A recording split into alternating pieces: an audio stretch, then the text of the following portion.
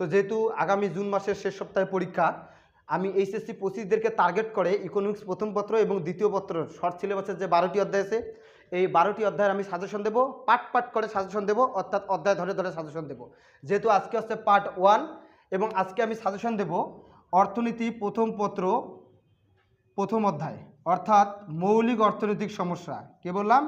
মৌলিক অর্থনৈতিক সমস্যা ও সমাধান। এই যে এটি হচ্ছে মূলত আমাদের প্রথম পত্রের প্রথম অধ্যায়। যদি আমি এই অধ্যায়ের কথা বলি, এই অধ্যায় থেকে সৃজনশীল প্রশ্ন আসবে একটা এবং এমসিকিউ প্রশ্ন আসবে 3 থেকে 4টি প্রশ্ন আসবে।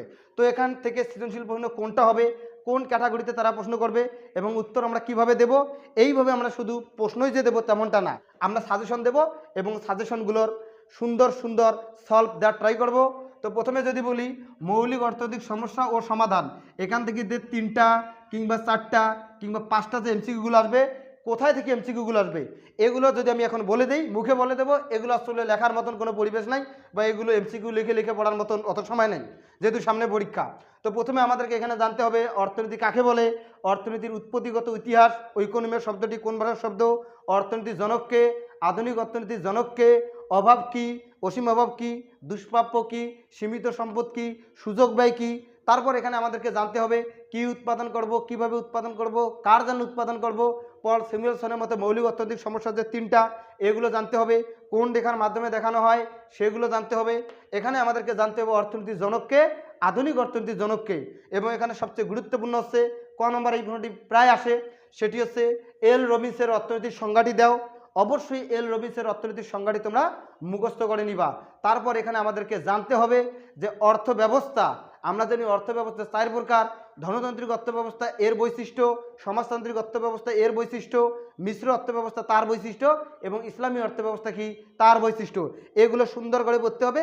পাশাপাশি আমাদেরকে জানতে হবে ব্যষ্টিক অর্থনীতি কাকে বলে, সামষ্টিক অর্থনীতি কাকে বলে, ব্যষ্টিক অর্থনীতির চলক কোনগুলো, সামষ্টিক অর্থনীতির চলক কোনগুলো, উৎপাদন সম্ভাবনা রেখা কাকে বলে।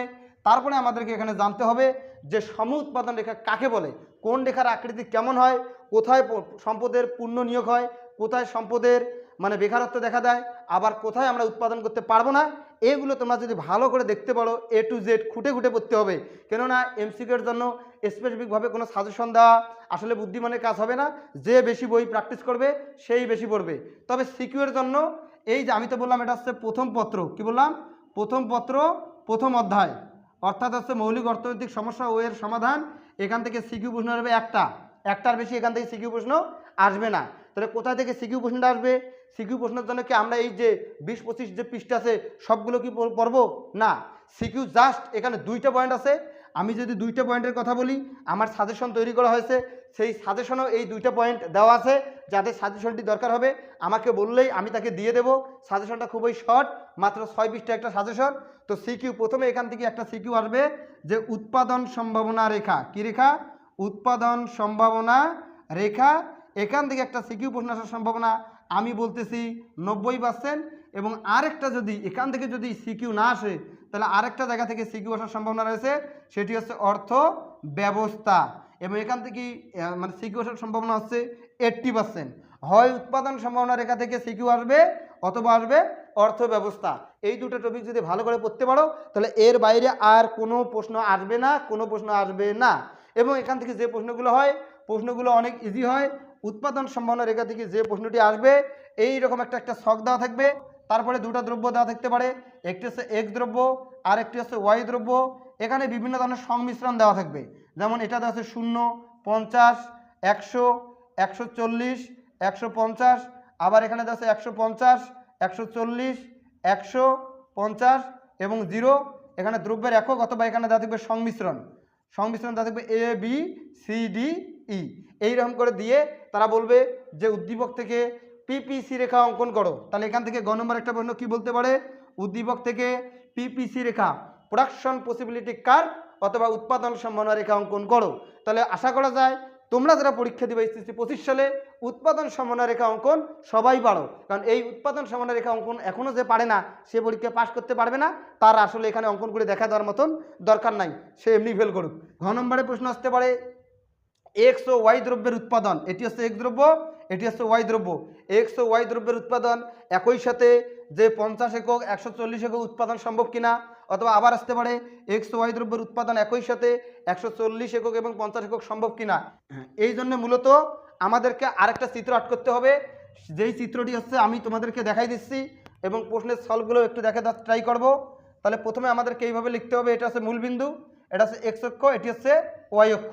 তাহলে আমরা উৎপাদন সম্ভাবনা রেখা ডিরেক্ট আমি আট করলাম। এটি হচ্ছে মূলত আমাদের কি রেখা? উৎপাদন সম্ভাবনা রেখা, যাকে আমরা বলি পিপিসি অথবা পিপিএফ। এই যে উৎপাদন সম্ভাবনা রেখা, এর ভিতরের টুকু কিন্তু আমার জমি, এই যে এগুলো হচ্ছে আমার জমি বা আমার সম্পদ, এর বাইরের টুকু আমার জমি না, আমরা উৎপাদন করতে পারবো না। এখন যখন বলবে এক্স দ্রব্যের উৎপাদন এত, ওয়াই দ্রব্যের উৎপাদন এত, একই সাথে সম্ভব কিনা, তখন আমরা কি করব? এই উৎপাদন সম্ভাবনা রেখা ধরলাম এটা এক্স অক্ষ, এটা ওয়াই অক্ষ, মিলাই দেবো।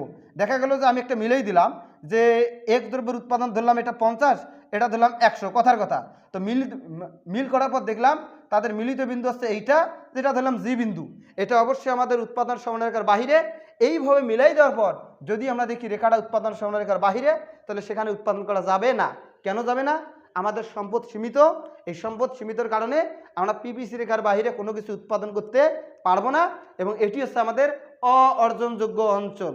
আবার যদি বলে এক্স ও ওয়াই দ্রব্যের উৎপাদন একই সাথে, কথার কথা 50 একক 50 একক সম্ভব কিনা, ধরলাম এটাও 50, একটা তো নিয়েছিলাম, ধরলাম 20 একক 20 একক, এটাও 20 এটাও 20, তখন আমরা মিল করে দিয়ে দেখলাম যে উৎপাদন সম্ভাবনা রেখার ভিতরে অবস্থিত। যখনই আমাদের ভিতরে অবস্থিত হবে তখনই আমাদের উৎপাদন করা যাবে। তবে এখানে উৎপাদন করলে আমরা এতটুকুতে উৎপাদন করলাম, কিন্তু আমাদের সম্পদ আছে এতটুকুতে, তাহলে এখানে দুটি কাহিনী হবে। এক, সম্পদের সুষ্ঠু ব্যবহার হবে না, আর নাম্বার 2 হচ্ছে বেকারত্ব দেখা দিবে। ওইভাবে ধরে ধরে বোঝার মতন বর্তমানে পরিস্থিতি নাই, কেননা যেহেতু সময় কম, তোমরা দেখলেই বুঝতে পারবা। আর এই উৎপাদন সম্ভাবনা রেখার প্রতিটি বিন্দুতে ধরলাম এ একটা বিন্দু, বি একটা বিন্দু, সি একটা বিন্দু, এখানে সম্পদের সুষ্ঠু ব্যবহার নিশ্চিত করে। আমি যদি এক কথায় বলি, উৎপাদন সম্ভাবনা রেখার বাইরে উৎপাদন করা সম্ভব না, ভিতরে উৎপাদন করা যাবে, তবে দুটি সমস্যা হবে। আর পিপিসি রেখার অথবা উৎপাদন সম্ভাবনা রেখার প্রতিটি বিন্দুতে সম্পদের সুষ্ঠু ব্যবহার নিশ্চিত করবে। এখান থেকে আরেকটা যে সৃজনশীল প্রশ্ন আসতে পারে, সেটি হচ্ছে থিওরি টাইপের। সেখান থেকে কোনো ম্যাথ থাকবে না, ডিরেক্ট থিওরি থাকবে। যে আমরা জানি অর্থব্যবস্থা 4 প্রকার: ধনতান্ত্রিক অর্থব্যবস্থা, যেখানে সম্পদের মালিক হচ্ছে ব্যক্তি; সমাজতান্ত্রিক অর্থব্যবস্থা, যেখানে সম্পদের মালিক সরকার; মিশ্র অর্থব্যবস্থা, যেখানে ব্যক্তি সরকার উভয় বিরাজ করে; এবং আরেকটি হচ্ছে ইসলামী অর্থব্যবস্থা, যেখানে সম্পদের মালিক হচ্ছে আল্লাহ। এখান থেকে বেশি পরিমাণ ইম্পর্টেন্ট হচ্ছে মিশ্র অর্থব্যবস্থা। এখান থেকে প্রশ্ন আসার সম্ভাবনা 80%, অথবা এখান থেকে প্রশ্ন আসতে পারে ধনতান্ত্রিক অর্থব্যবস্থার অথবা সমাজতান্ত্রিক অর্থব্যবস্থার। এই তিনটে অর্থব্যবস্থা ভালো করে তোমরা পড়বা এবং বৈশিষ্ট্য পড়তে হবে। গ নম্বরে প্রশ্ন আসবে উদ্দীপকে কোন অর্থব্যবস্থার কথা বলা হয়েছে ব্যাখ্যা করো। খ নম্বর আসতে পারে উক্ত অর্থব্যবস্থার বৈশিষ্ট্য আলোচনা করো।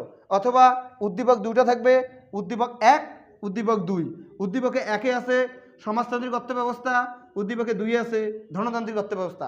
গ নম্বরে প্রশ্ন করবে উদ্দীপক 1 দ্বারা কোন অর্থব্যবস্থা বিরাজ করে ব্যাখ্যা করো, তার বৈশিষ্ট্য লেখো। আবার ঘ নম্বর প্রশ্ন বলবে উদ্দীপক 1 এবং উদ্দীপক 2 দ্বারা যে অর্থব্যবস্থাকে নির্দেশ করে তার সুবিধা অসুবিধা পার্থক্য আলোচনা করো। এইভাবে প্রশ্ন আসবে, এর বাইরে এখান থেকে আর কোনো প্রশ্ন আসার সম্ভাবনা কম।